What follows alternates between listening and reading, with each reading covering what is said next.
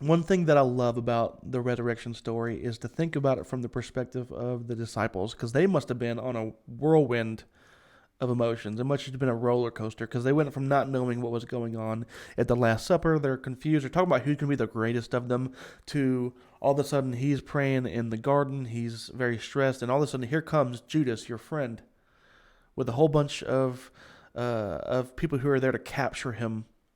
And all of a sudden, he gets captured. You scatter. Peter cut off a guy's ear. It's just crazy. But you scatter, and then you find out that Jesus died on a cross in a brutal way, and then you're just shell shocked. This man that I've left everything to follow is now dead. This man that told me that he was the Savior, he's the Messiah, like this man is now dead. And so often we look at this story from a future perspective of like, we can look back and go, well, spoiler alert, he came back. Like, whatever. But they didn't think of it like that. They had no idea what was going on. They're probably questioning themselves. Is he really the Messiah? They probably had no idea what was happening because all of a sudden, this man that you just followed for that long, all of a sudden he's dead. Must have been completely blown away.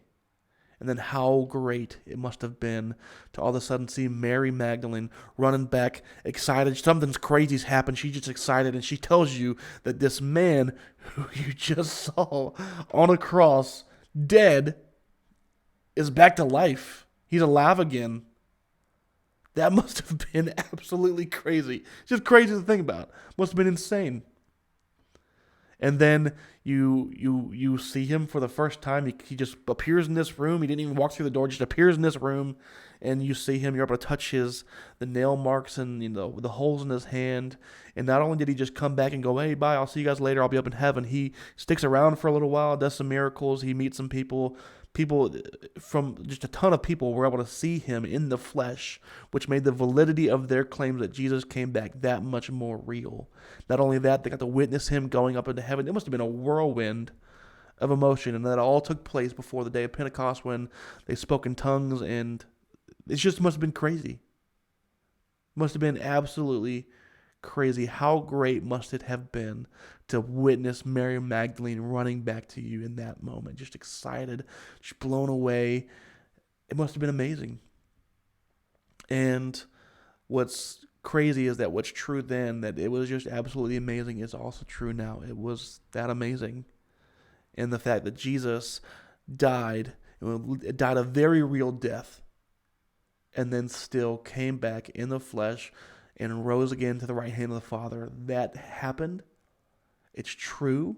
It's a very real event in history. And because of it, you and me, whoever believes in him, gets to be with him in heaven and spend eternity praising him. That's an amazing thing to think about. But I love to think about the fact that they must have just been completely confused and what Mary's face must have looked like when she finally came back to tell them. Guys, I hope you have a great Easter. This reflection series has been fun. I hope you've enjoyed it, and have a happy Easter. I'll see you guys soon.